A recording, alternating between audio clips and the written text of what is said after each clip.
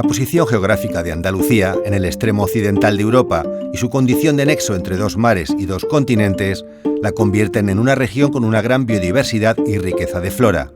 Las particulares condiciones climáticas y orográficas de nuestra tierra se reflejan en casi 500 especies endémicas exclusivas, además de otras tantas iberoafricanas que se encuentran en su territorio. Semejante tesoro necesitaba de un cofre adecuado y desde principio de siglo quedó albergado por el Jardín Botánico de Córdoba. Es el núcleo de conservación ex situ, decimos ex situ porque está lejos de la naturaleza, pero que representa la garantía complementaria a su conservación en el medio natural o su conservación bajo cultivo de esos recursos, de esa biodiversidad. Esteban Hernández es fundador y director del Banco de Germoplasma Vegetal Andaluz, catedrático de agronomía, amén de un botánico muy especial. Ha recorrido medio mundo y tras casi 5 décadas rescatando y catalogando toda clase de especies vegetales en peligro de extinguirse, recopila la friolera de 25 libros y centenares de publicaciones. Explica el objeto del banco. Y lo que se conserva en él es el patrimonio genético principalmente de la flora silvestre, pero también con una componente que contempla no solo las especies en peligro de extinción, no solo las especies, que son muchas, endémicas, exclusivas del territorio andaluz o de alguna singularidad, sino también aquellas especies o incluso variedades que tienen valor como recurso genético, pensando en sus utilidades agrícolas, forestales, medicinales. Concretamente en el Banco de Germoplasma Vegetal Andaluz, en este momento tenemos almacenados a largo plazo, en condiciones de frío, de congelación, más de 3.500 taxones diferentes, especies diferentes de plantas, pero lo tenemos representado en un volumen de más de 12.000 muestras. Por lo tanto, hay una ratio casi de cada especie que tengamos, casi de 4 muestras por especie.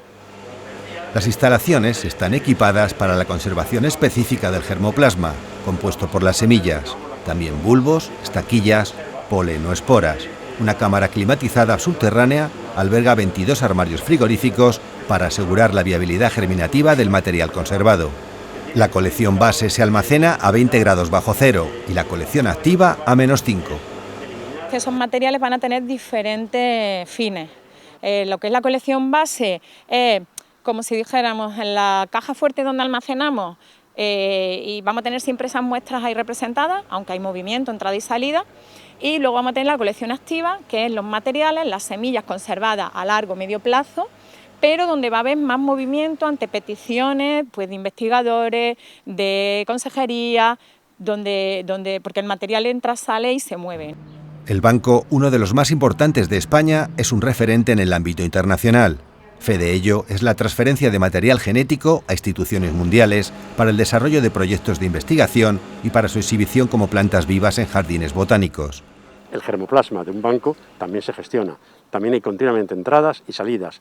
Entradas porque se está renovando, porque está creciendo, pero salidas porque ese material está al servicio de la conservación en el medio natural. Cuando surgen problemas en el medio natural hay que recurrir a este material para recuperar esas poblaciones que se han perdido, esas especies, porque está al servicio de los investigadores, en taxonomía, en mejora genética, en farmacología.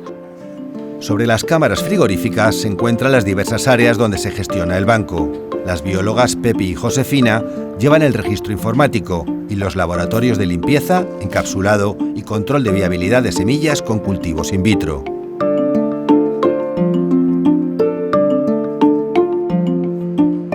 Al exterior, en el Botánico Cordobés, está el área de conservación bajo cultivo y el invernadero de propagación y aclimatación. Marta Hernández, investigadora del Laboratorio de Rabanales de la Universidad de Córdoba, lleva la analítica molecular. Mi trabajo es a nivel molecular. Nosotros lo que hacemos es intentar diferenciar los individuos, ver las diferencias o semejanzas que puede haber entre ellos de una especie. En este caso estamos trabajando actualmente con el argán, pero trabajamos con varias especies. Y lo que tratamos es de sacar del ADN, del material genético, pues qué diferencias o semejanzas hay entre ellos. Algo que aprendimos enseguida fue que no se trataba de conservar especies, sino de conservar poblaciones. Hay que conservar la diversidad genética, de las especies con las que no vale con una muestra de un lugar solo, hay que tener una buena representación de la diversidad genética. ¿Y eso cómo se hace?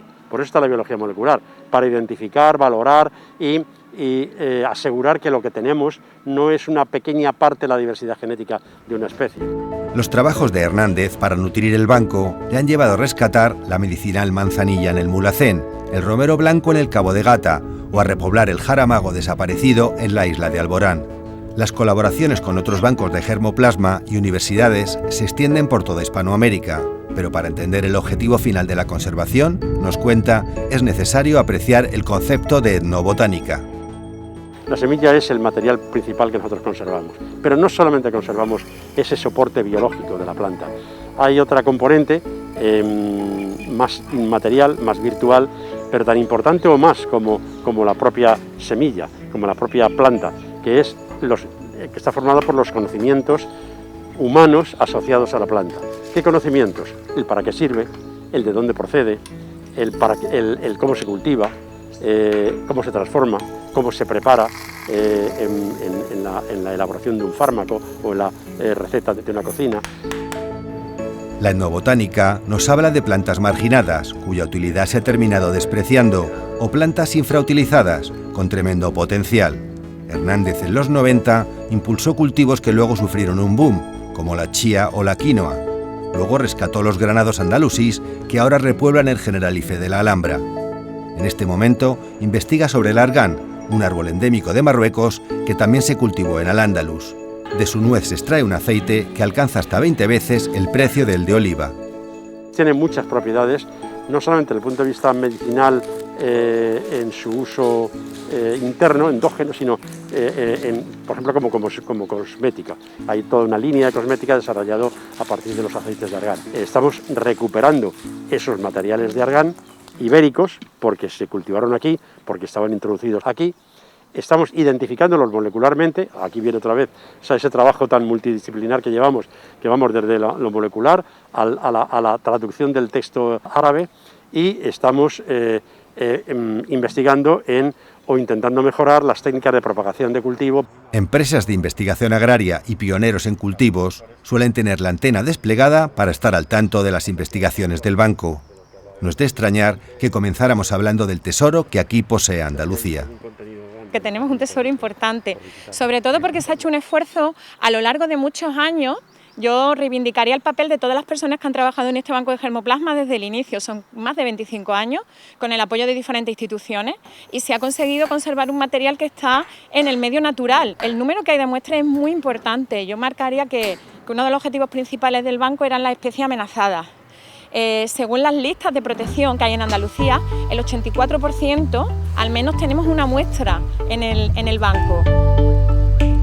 El banco de germoplasma se vuelca en la conservación del patrimonio genético andaluz, una flora de gran riqueza que representa más del 60% de la flora de la península ibérica.